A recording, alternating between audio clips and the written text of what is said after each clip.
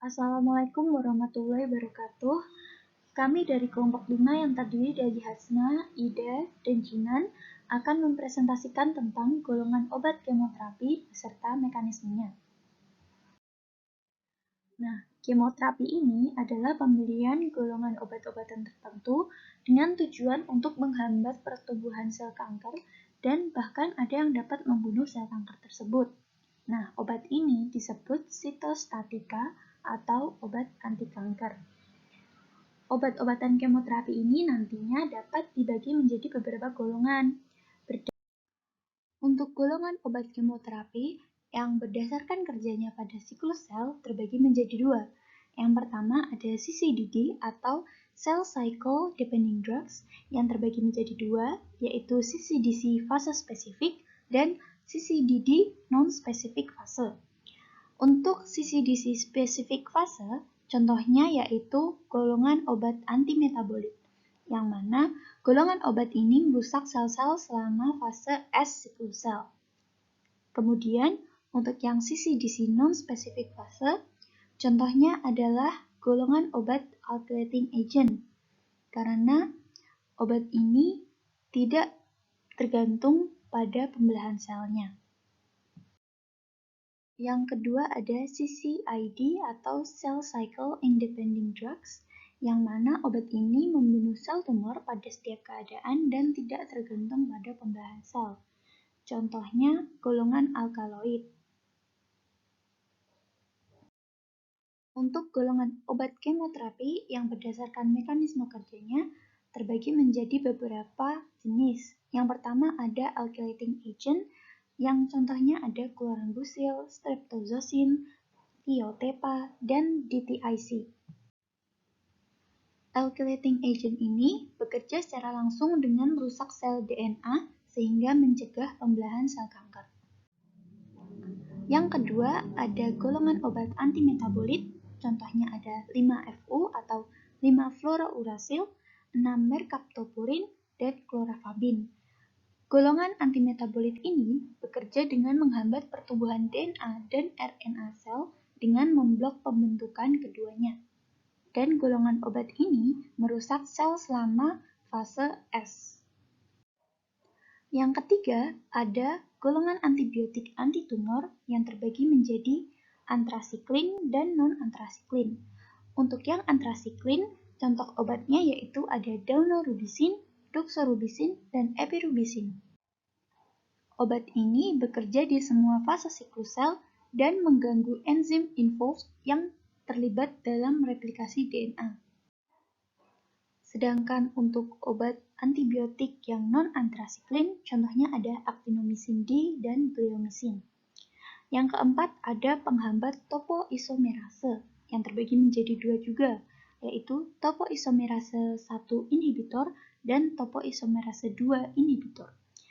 Untuk contoh topoisomerase 1 inhibitor ada topotecan dan irinotecan, sedangkan untuk yang topoisomerase 2 inhibitor ada contohnya etoposide dan teniposide. Topoisomerase tadi ialah enzim yang dapat membantu pemisahan rantai DNA sehingga dapat terbentuk dua rantai DNA baru yang sama. Maka, untuk mencegah pertumbuhan sel kanker harus dihambat. Kemudian lanjut, untuk yang nomor 5 ada penghambat mitosis atau mitotic inhibitor, yang mana golongan obat ini dapat menghentikan mitosis atau menghambat enzim untuk membentuk protein yang dibutuhkan dalam reproduksi selnya.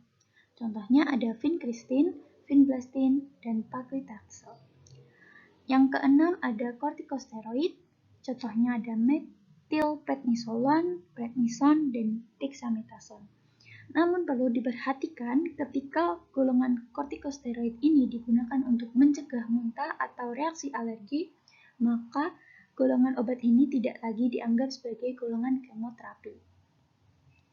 Lanjut, untuk yang nomor 7 ada obat kemoterapi miscellaneous, yang contohnya adalah enzim L-asparaginase, karena obat ini memiliki mekanisme kerja yang sedikit berbeda dan tidak sesuai dengan golongan obat lainnya, maka golongan ini disebut miscellaneous.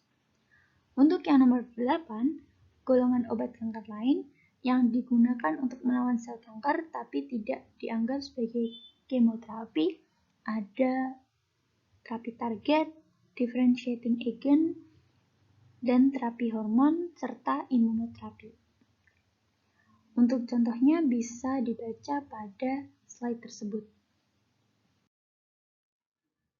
Untuk bagan yang ada di tengah merupakan langkah-langkah bagaimana pembentukan sel kanker dapat terjadi. Dan di samping kanan dan kirinya merupakan obat-obat yang bekerja pada penghambatan pertumbuhan sel kanker tersebut. Contohnya ada pada obat mercaptopurin serta thioguanin yang akan menghambat sintesis purin dan menghambat sintesis DNA. Kemudian ada contohnya alkylating agent yang akan merusak bagian DNA sel, serta ada topoisomerase inhibitor yang akan menghambat fungsi dari enzim topoisomerase di pembentukan sel DNA kanker.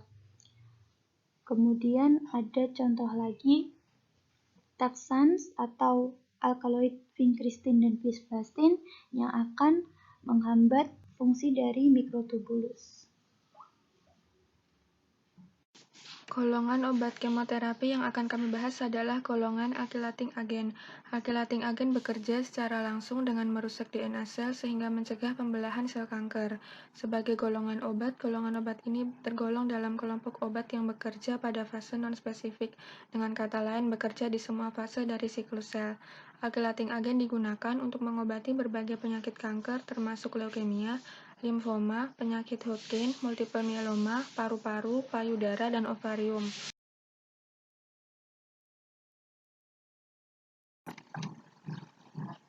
Karena golongan obat ini merusak DNA, maka golongan obat ini juga dapat menyebabkan kerusakan jangka panjang pada sumsum tulang. Meskipun jarang terjadi, golongan obat ini dapat menyebabkan penyakit leukemia akut. Risiko leukemia dari alkylating agent adalah bergantung pada dosis, yang berarti bahwa risikonya akan lebih rendah dengan menggunakan dosis yang rendah, dan risiko semakin meningkat jika dosis ditingkatkan. Risiko leukemia setelah mendapatkan alkylating agent dapat terjadi pada 5-10 tahun setelah pengobatan. Mekanisme alkylating agent. Golongan ini merupakan kelas agen antineoplastik yang bekerja dengan cara menginhibisi transkripsi DNA menjadi RNA, sehingga menghentikan sintesis protein. Grup alkyl dari alkylating agent ini mensubstitusi atom hidrogen dari DNA, sehingga menyebabkan crosslink dengan untai DNA, menghasilkan efek sitotoksik dan mutagenik. Hasilnya adalah kegagalan baca atau misreading dari kode DNA, dan inhibisi sintesis protein serta memicu apoptosis. Alkylating agent bekerja pada sel-sel yang cepat membelah dan tidak punya waktu untuk repair, termasuk sel kanker.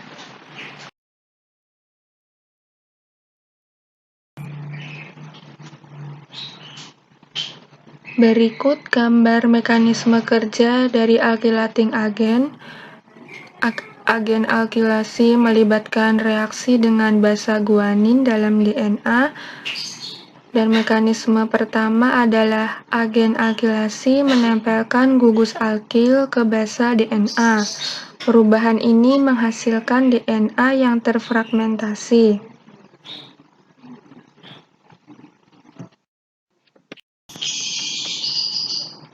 Mekanisme kedua yaitu terjadi pembentukan jembatan silang atau cross-linking, yang mana merupakan ikatan antara atom dalam DNA. Dalam proses ini, dua basa dihubungkan bersama oleh agen alkylasi yang memiliki dua situs pengikatan DNA. Tautan silang akan mencegah DNA dari pemisahan untuk sintesis atau transkripsi. Mekanisme aksi ketiga dari agen alkylasi menyebabkan mispairing nukleotida yang akan menyebabkan mutasi. Kemudian terjadilah kematian sel.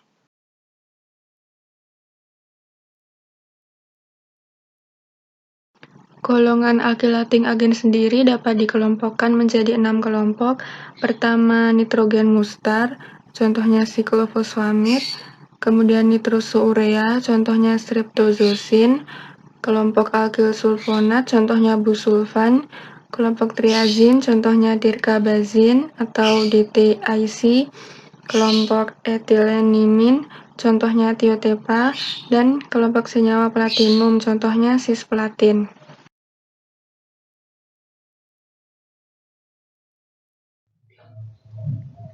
Di sini, senyawa yang dicontohkan pada alkylating agent adalah busulfan. Busulfan ini merupakan senyawa dari golongan alkyl sulfonat. Selain itu, dia juga menekan kerja sistem imun.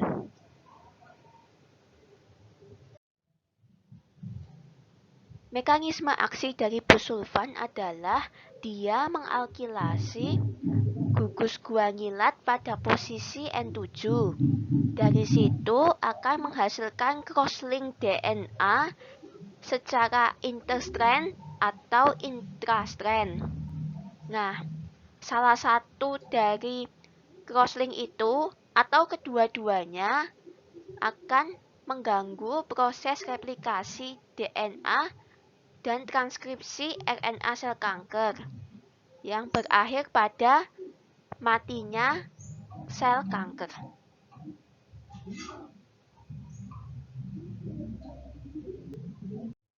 Sekian presentasi dari kelompok kami.